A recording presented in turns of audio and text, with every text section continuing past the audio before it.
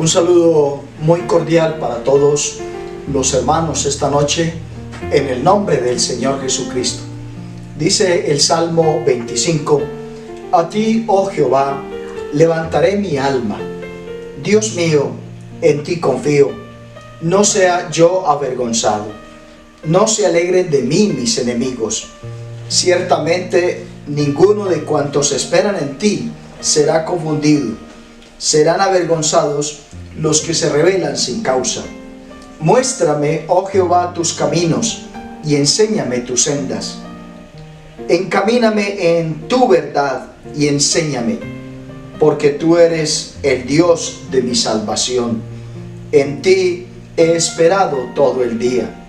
Acuérdate, oh Jehová, de tus piedades y de tus misericordias, que son perpetuas. De los pecados de mi juventud y de mis rebeliones no te acuerdes. Conforme a tu misericordia, acuérdate de mí. Por tu bondad, oh Jehová. Bueno y recto es Jehová, por tanto Él enseñará a los pecadores el camino. Encaminará a los humildes por el juicio y enseñará a los mansos su carrera. Todas las sendas de Jehová son misericordia y verdad para los que guardan su pacto y sus testimonios. Y dice también el verso 14: la comunión íntima de Jehová es con los que le temen, y a ellos hará conocer su pacto. Mis ojos están siempre hacia Jehová, porque Él sacará mis pies de la red. Mírame y ten misericordia de mí, porque estoy afligido. Las angustias de mi corazón se han aumentado. Sácame de mis congojas. Mira mi aflicción y mi trabajo, y perdona todos mis pecados. Integridad y rectitud, dice el verso 21, me guarden, porque en ti he esperado. Gracias damos a Dios por su palabra, y qué bueno esta noche levantar nuestra alma al Señor para pedirle a Él, como dice el Salmo, que Él nos muestre su camino, que Él nos enseñe sus sendas, que Él nos encamine en su verdad. Así que, hermanos, vamos a invocar el nombre del Señor Jesucristo. Démosle gracias a Dios por todos y cada una de sus bondades y sus misericordias que han sido maravillosas para con nosotros, sus hijos. Bendito Dios y Padre nuestro, levantamos nuestra voz delante de tu presencia. Alzamos a ti nuestra alma, Padre maravilloso. Gracias te damos por tus misericordias, que son nuevas cada mañana, por tu fidelidad, Señor, para con nosotros. Estamos sumamente agradecidos por todo lo que tú, Señor, has hecho en favor de tus hijos. Esta noche te ruego, extiende tu mano poderosa y glorifícate en la vida de cada uno de nosotros, de cada uno de los niños, de los adolescentes, de los jóvenes, de las damas, de los caballeros, de los hermanos adultos mayores, de cada familia, Señor, de cada persona que está ya conectada, Señor, mediante este culto virtual. Señor, yo sé que tu presencia es real, que tú te mueves en medio de tus hijos. Yo te ruego esta noche, derrama de tu gloria, derrama de tu poder. Sé propicio a los hermanos que están quebrantados de salud. Sé propicio a los hermanos que están necesitados. Ahí donde están los hermanos, yo invoco tu nombre, pidiendo que obres sanidad, que liberes tus promesas en favor de tus hijos, de sanidad, de libertad. Que tu palabra, Dios, se confirme en esta hora en favor de cada uno de tus hijos. En el nombre maravilloso del Señor, yo te lo pido. De manera que la comunión íntima de Jehová es con los que le temen, y a ellos el Señor nos dice, hará conocer su pacto. Sigamos en este culto honrando el nombre de Jesús y orando al Señor. Aunque la visión tardare, siempre en ti he de esperar. Aunque muchos tengan dudas, confianza en ti estará. Si las fuerzas me faltarán, fortaleza tú me das. Aunque llueva y haga frío, he de esperar. Espero por ti, vivo por ti. Tú volverás, sé que vendrás. Espero por ti, vivo por ti. Tú volverás, no fallarás. Aunque la visión tardare, siempre en ti he de esperar. Aunque muchos tengan dudas, mi confianza en ti estará. Si las fuerzas me faltaran, fortaleza tú me das. Aunque llueva y haga frío, he de esperar. Espero por ti, vivo por ti. Tú volverás, sé que vendrás. Espero por ti, vivo por ti. Tú volverás, no fallarás. Vuelve, oh vuelve, que anhelo, te espero. Vuelve, oh vuelve, que anhelo, te espero.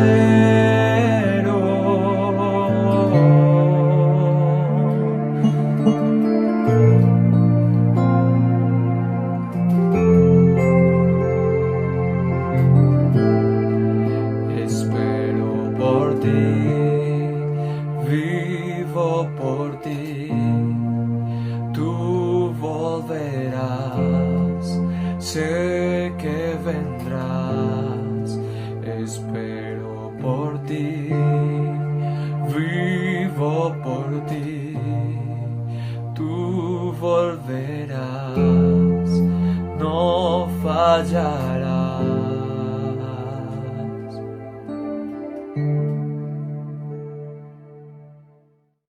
Dios les bendiga, mis amados hermanos de la Iglesia de Laureles. Reciban mi saludo cristiano en el nombre del Señor Jesucristo, deseando pues que todos se encuentren muy bien, dando gracias a Dios por el privilegio que nos da esta hora de poder estar en su presencia, de poder escuchar su palabra y de poder hacer una oración muy especial por todas las familias de la iglesia. Vamos a orar y quiero que todos ustedes me acompañen en esta oración, los que están en esta hora viendo este servicio. Y yo quiero de todo corazón orar por todas las familias de la iglesia en el nombre del Señor Jesucristo, para que sea Dios ayudando y fortaleciendo en cada momento, en cada situación que se esté viviendo en nuestros hogares. Dios es el único que conoce todas las cosas, y por eso a Él vamos a invocarlo en esta noche. Señor Jesús, eterno, grande, maravilloso y soberano Rey de Israel, delante de tu gloriosa presencia nos presentamos en esta hora, reconociendo tu grandeza, tus bendiciones, tu misericordia, tu gracia y tu bondad para con todos nosotros, Señor.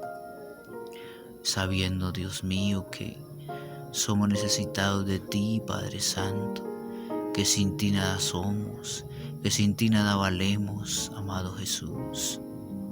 En esta hora, mi Dios, quiero presentarte todas nuestras familias de la iglesia de Laureles, Dios mío.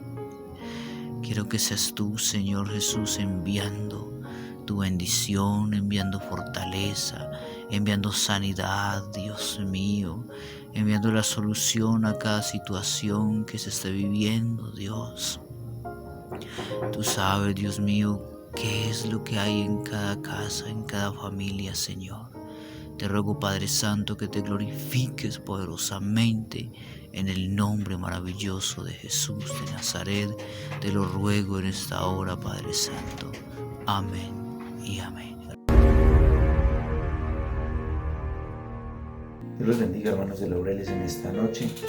Quiero compartir con ustedes un corto pensamiento de la palabra del Señor y voy a leer en Lucas capítulo 18, del verso 1 al verso 8. Dice: también les refirió Jesús una parábola sobre la necesidad de orar siempre y no desmayar, diciendo: había en una ciudad un juez que ni temía a Dios ni respetaba a hombre.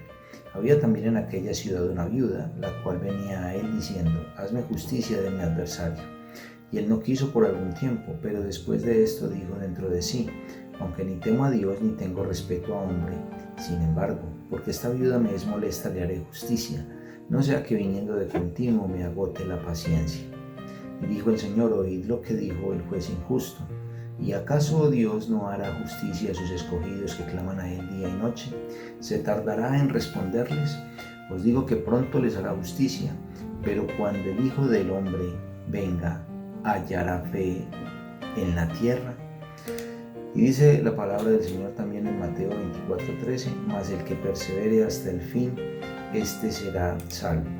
Aquí en el primer texto que nosotros leímos, en la parábola de la viuda y el juez injusto, hay un propósito muy claro de esta historia. Como todas las parábolas del Señor, Jesús tenían el propósito de dejar una enseñanza y una reflexión en la vida moral, en la vida espiritual de las personas, y esta no era la excepción.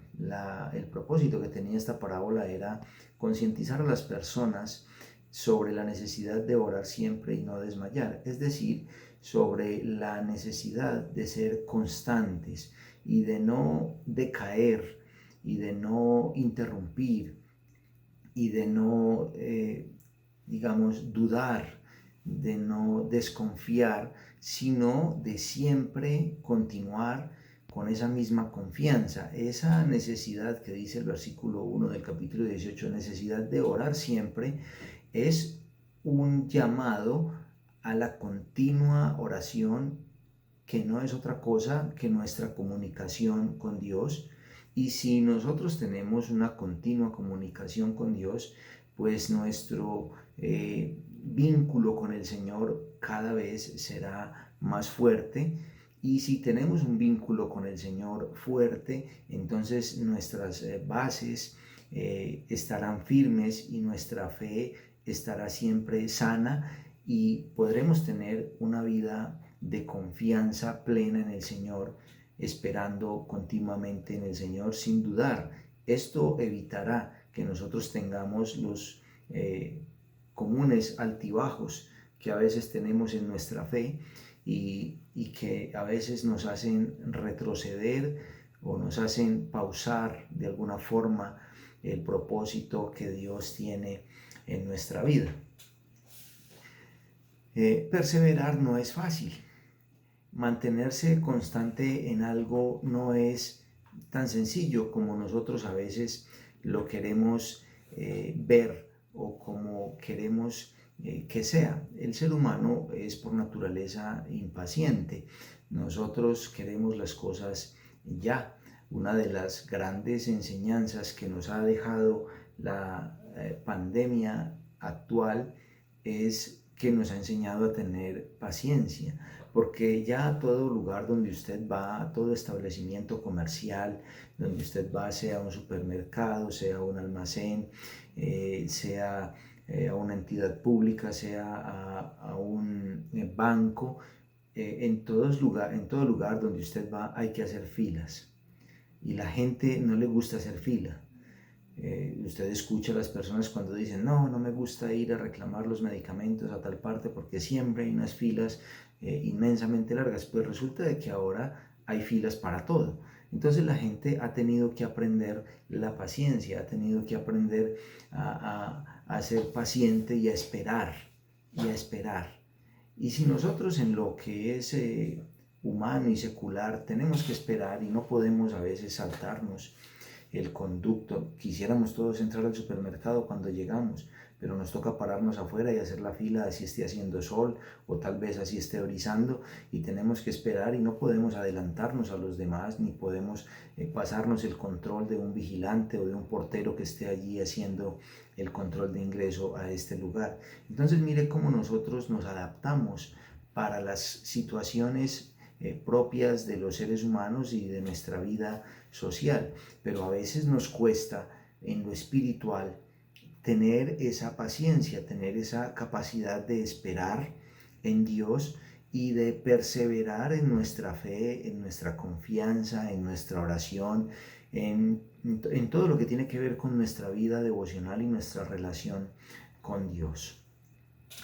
Perseverar es mantenerse constante en una manera de ser o en una manera de obrar, pero también tiene unos sinónimos, la palabra perseverar, que son insistir y que son permanecer. Insistir es repetir una o varias veces algo para conseguir lo que se desea o para conseguir un objetivo, y permanecer es mantenerse sin cambios en un determinado estado por un periodo de tiempo.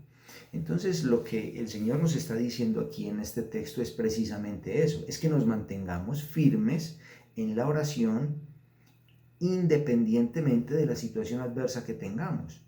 Porque si nosotros miramos la vida de la viuda en Israel era una mujer que estaba sola. Por lo regular, la mayoría de las viudas eran mujeres ancianas. Entonces vemos que es un panorama, digamos, un poquito adverso. Una mujer anciana, una mujer sola que no tiene quien la ayude, que no tiene quien la defienda, que no tiene quien vele por ella.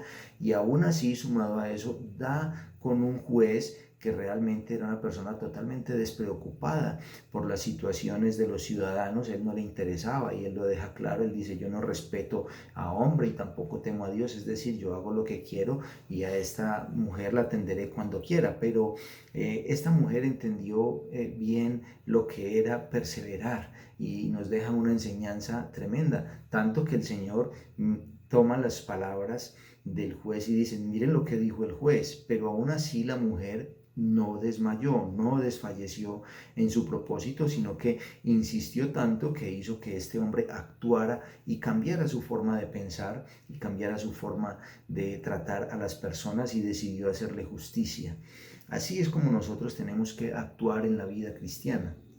Así es como nosotros tenemos que actuar en cada aspecto de nuestra vida devocional, empezando por nuestra fe. Nuestra fe es lo que continuamente el diablo ataca. Digamos que el orificio que encuentra el diablo en una muralla para poder ingresar y para poder entrar es la duda. Es cuando un cristiano empieza a dudar del propósito de Dios, cuando un cristiano empieza a dudar de que Dios sí está con él, de que Dios sí lo bendice, de que Dios sí lo ayuda. Y resulta que esas dudas suelen aparecer en los momentos de dificultad, en los momentos de necesidad, porque es allí donde realmente nos enfrentamos a la realidad de nuestra fe, porque cuando todo en el camino va bien, pues simplemente estamos agradecidos con Dios, decimos: Dios me está bendiciendo, Dios me está ayudando, Dios está conmigo. Ahí es fácil de demostrar que tenemos un Dios en el que confiamos y decir a pie junto: yo creo en Dios. Pero cuando viene la situación adversa, cuando viene el familiar que está enfermo y no mejora, cuando viene la situación económica difícil y no vemos esa luz de salida, cuando vemos que todo, digamos, se pone en contra, entonces ahí empezamos a preguntarnos rápidamente, ahí se nos acaba la paciencia y empezamos a decir: Señor, ¿y qué pasa? Señor, ¿y dónde estás tú? Señor, ¿y por qué no me ayudas? Señor, yo soy tu hijo. Y empezamos incluso a reclamarle al Señor todas las promesas y a pedirle al Señor que si Él está verdaderamente de nuestro lado, pues que haga algo en favor de nosotros. Entonces mire lo fácil que nosotros vemos probada nuestra fe y lo fácil que a veces los cristianos menguan en su búsqueda de Dios y desmayan en su persistencia, en la persistencia que deben de tener, en ese perseverar en la fe y en todas las cosas que hemos aprendido durante el tiempo que llevamos caminando con el Señor. A los jóvenes hoy en día en el colegio les enseñan una materia que se llama emprendimiento. El emprendimiento es la persona que pone en funcionamiento un negocio a partir de una innovación. Y una de las cosas que tanto en el colegio como a veces en las conferencias le dicen a las personas emprendedoras es que tienen que estar conscientes de que ser emprendedor no es fácil y de que previo a que ese negocio sea exitoso van a tener muchos escaños en el camino, van a tener muchos escollos en el camino y van a querer tirar la toalla y van a querer volverse atrás y van a querer abandonar el negocio y van a querer abandonar esa idea y dejar todo atrás. Pero vemos grandes ejemplos de lo que es el emprendimiento. Por ejemplo, una empresa muy grande a nivel mundial y de las más famosas y reconocidas es Apple. El fundador de esto, según la historia, dicen que él fundó, digamos, esa empresa o la empezó en el garaje de la casa de su padre, y en el garaje de la casa de su padre empezó a tocar puertas y las cosas no funcionaban como pretendía ni como quería, pero perseveró, intentó, luchó y hoy en día, hoy por hoy, es una de las empresas más grandes, digamos, en la parte tecnológica en el mundo. Y así, digamos, sucesivamente tenemos muchos ejemplos de la historia bíblica y de la historia secular. Por ejemplo, yo leía acerca de Thomas Alva Edison, que fue un inventor estadounidense y fue el que inventó la bombilla. Y yo leía cómo este hombre, dice la historia, que intentó más de 1000 veces, o sea, hizo más de 1000 intentos y intentó de 1000 formas diferentes hasta que por fin, digamos, lo logró y pudo mantener una bombilla encendida durante 2 días sin que el filamento se quemara. Uno de sus aprendices le dijo que por qué seguía intentándolo, que ya había fracasado 1000 veces en el intento y que no tenía sentido que siguiera haciéndolo. Pero la respuesta de él fue: yo no he fracasado 1000 veces. 1000 veces he encontrado la forma de cómo no hacer una bombilla, hasta que lo intentó y lo logró. Y después, a lo largo de su vida, fue un hombre que logró tener más de 2000 patentes, es decir, hizo más de 2000 inventos que le fueron, digamos, respetados por el tiempo que la patente lo tenía delimitado. Entonces, ¿qué nos enseñan estos hombres y estas personas y la historia? Nos enseñan que la vida siempre viene con dificultades, que siempre vienen tropiezos, que siempre vienen situaciones adversas, que siempre vamos a encontrar un camino que no es tan libre, que no es tan derecho, que no es pavimentado, mejor dicho, que no es totalmente suave para caminar. La vida es un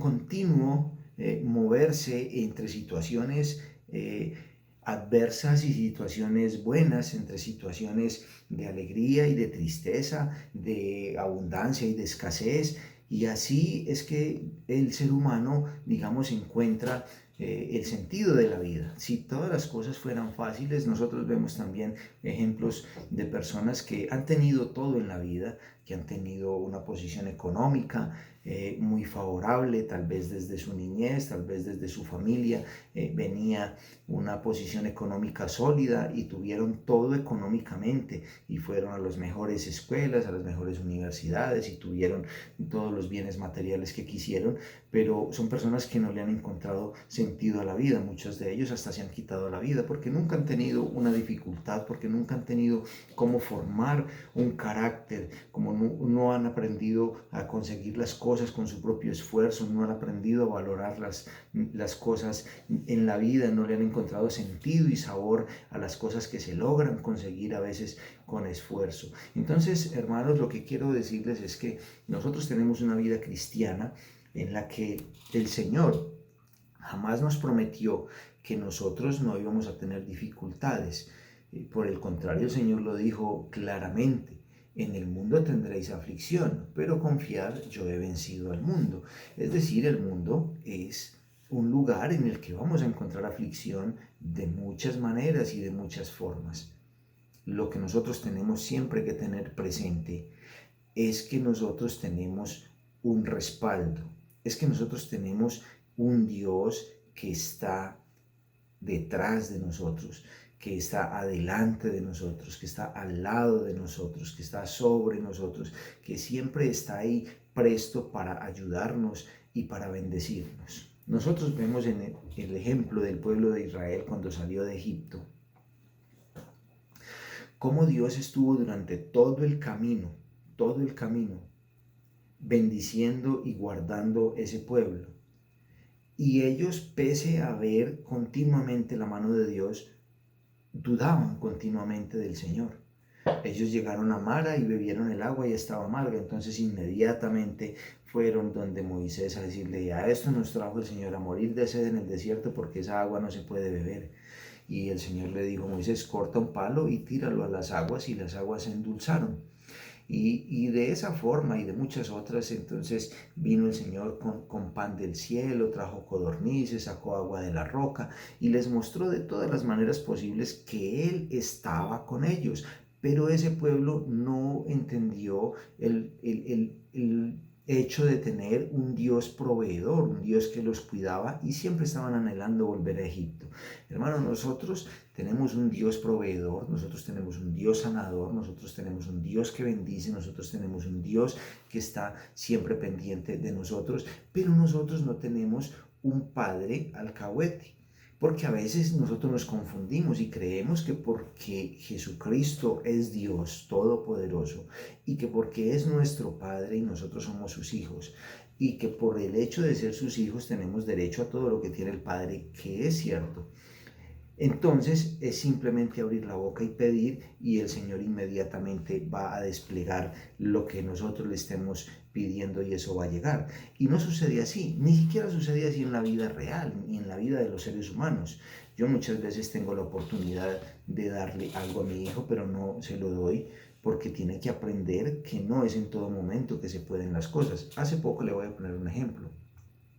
Hace poco compré en un restaurante de pollo, compré un pollo apanado y lo traje para que comiéramos todos y almorzamos todos. A los 2 días, entonces me escribió, o me mandó más bien con la mamá, a decir que si le podía traer una porción de pizza.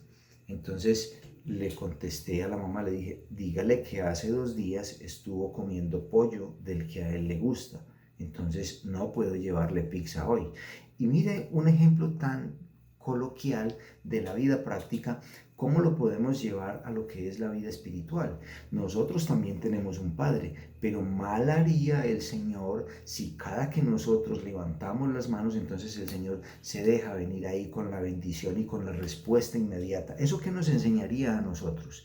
Nos enseñaría a tener un Dios que está ahí en todo momento, como lo quiere ver la gente que no tiene conocimiento de Dios. ¿Qué pasa con la gente que no tiene conocimiento de Dios? Pues Dios es el supermercado.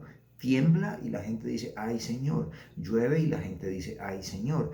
Y hay una enfermedad y la gente dice: ay Señor. Pero no tienen una vida realmente fundamentada en la confianza y en la fe en Dios, sino que tienen a Dios como el ser que les puede suplir a ellos la necesidad en cualquier momento, pero no aprenden a valorar la vida que Dios les da, no valoran ni siquiera que se acuestan y descansan y que al otro día abren los ojos y se levantan, no saben valorar que esa vida y esa respiración es el Señor el que se las da, pero sí cada que necesitan algo entonces se acuerdan de que hay un Dios. Eso no quiere Dios de los seres humanos, eso no quiere Dios de nosotros los cristianos, porque nosotros vemos el apóstol Pablo, un gran hombre de Dios, un gran hombre que sirvió al evangelio de una manera estupenda, y vemos toda la obra que hizo plasmada en los libros del Nuevo Testamento, escribiendo casi la mayoría del Nuevo Testamento.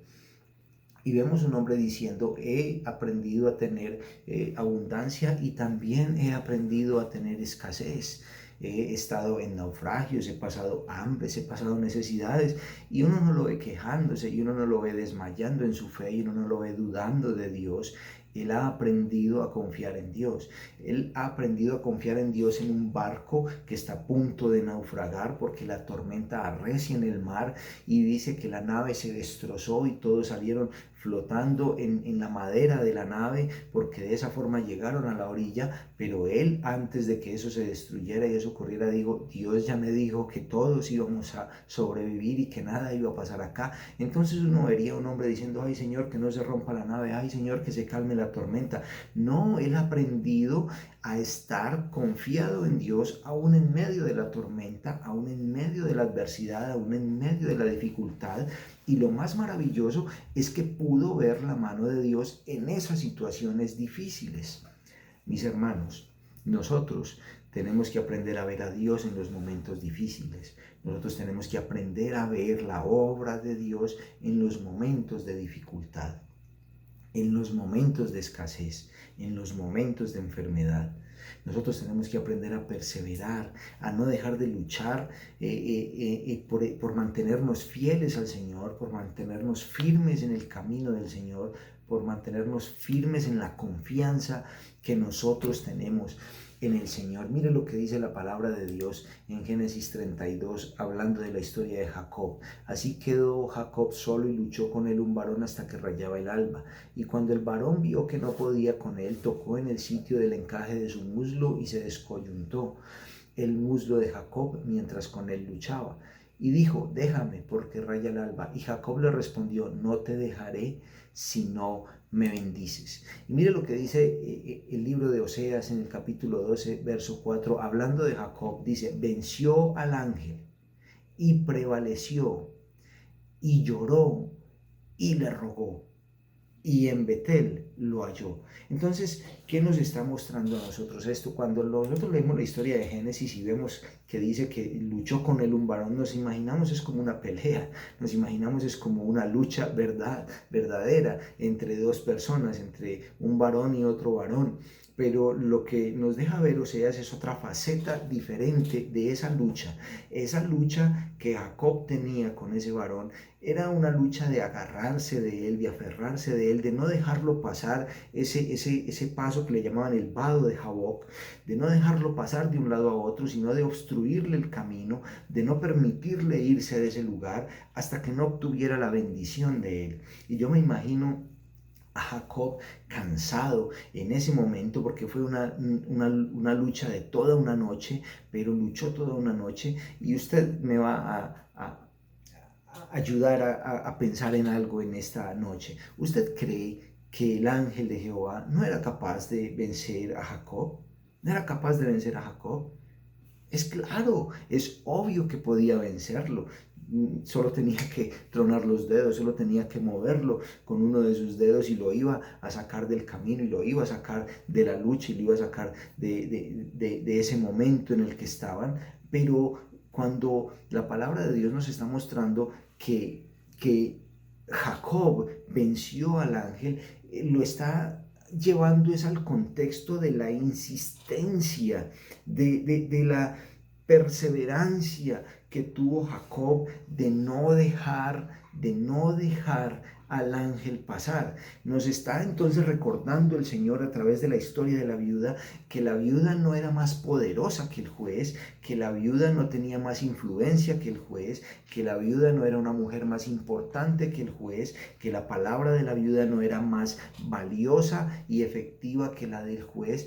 Ella estaba en la posición débil, ella estaba en la posición en la que no podía hacer nada, pero tuvo una insistencia tal, tuvo una perseverancia tal, tuvo una permanencia en ese estado de no cambiar su posición para obtener lo que quería, que hizo que el juez cambiara de opinión. Es decir, venció la condición del juez en no querer ayudarle y en que no le importaran sus conciudadanos. Lo mismo pasó con Jacob. Venció al ángel no porque fuera más fuerte, no porque tuviera más fuerza, no porque realmente tuviera una técnica de pelea y lo hubiera vencido. No se trataba de una pelea de ese tipo.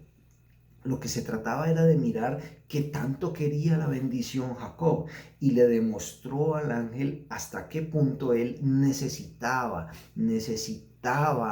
esa bendición. No te dejaré si no me bendices. Y la palabra de Oseas es clara cuando dice: venció al ángel y prevaleció, pero lloró y le rogó. Es decir, esa lucha de Jacob fue un clamor al ángel de Jehová, es decir, a Dios mismo, para que lo bendijera. Fue un ruego, fue un lloro, fue un gemir, fue prácticamente una humillación, pero no se le desprendió hasta que no obtuvo lo que quiso.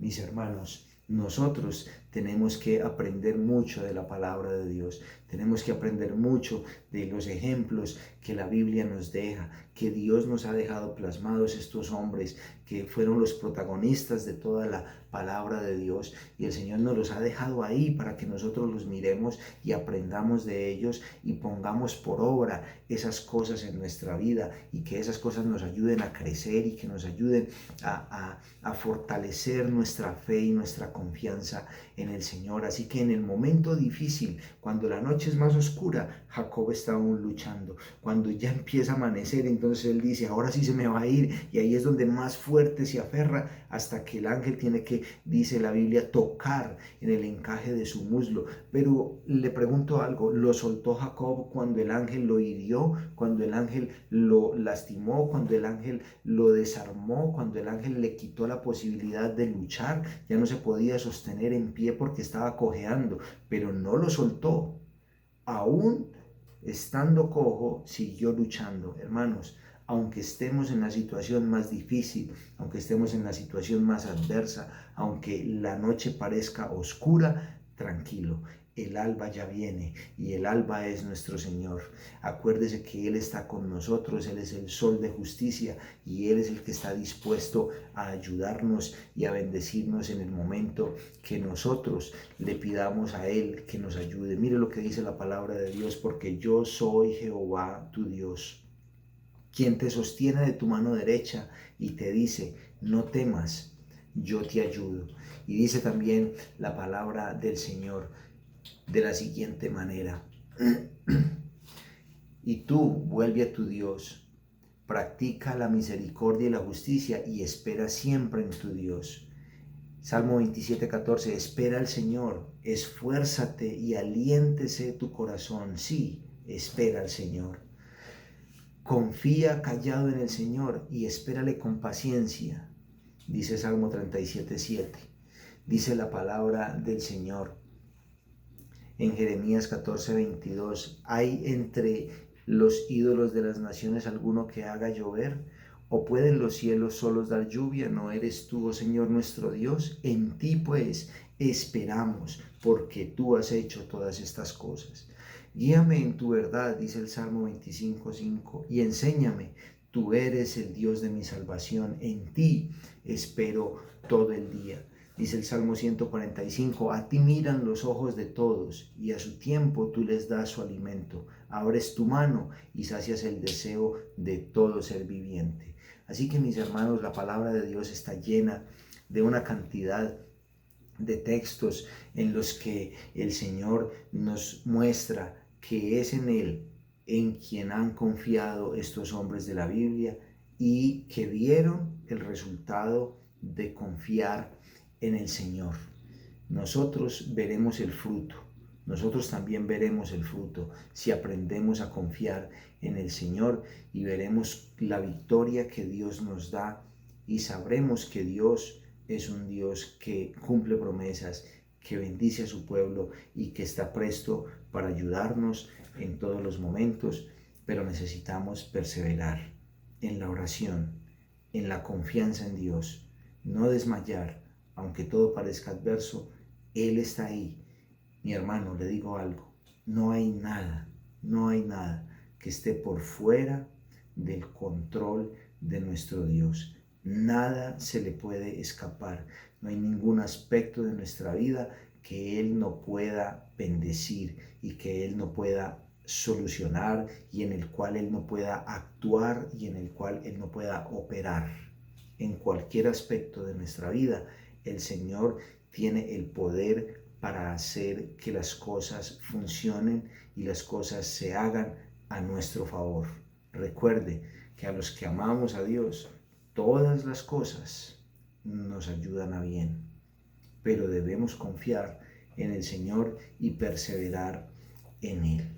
Vamos a darle gracias a Dios esta noche por su palabra y pidámosle al Señor que nos ayude a ser personas de confianza y a ser personas que en todo momento estamos confiados en Él, a pesar de que el panorama pueda no ser el mejor, pero que sabemos que nuestra confianza está puesta en Él. Espero en el Señor, en Él espera mi alma y en su palabra tengo mi esperanza, dice el Salmo 135. Señor Jesús, te damos gracias esta noche por la oportunidad que nos has dado de escuchar tu palabra, Señor.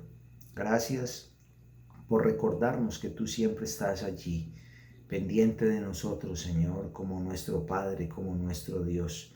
Enséñanos a perseverar, a confiar en todo momento, a no desmayar en nuestra fe, Señor Jesús, sino a que cada día nuestra fe crezca, nuestra fe se afirme y nuestros lazos de comunión contigo, Señor, y de confianza en ti estén más fuertes cada día, Señor, y que podamos ver tu mano actuando en nuestra vida en el momento en el que tú lo tengas dispuesto, Señor. Enséñanos a tener paciencia para esperar en ti y para aceptar, Dios mío, que las cosas suceden cuando tú las tienes dispuestas, Señor, y no solo cuando nosotros las pedimos en el nombre de Jesús. Que el Señor Jesús los bendiga a todos, hermanos.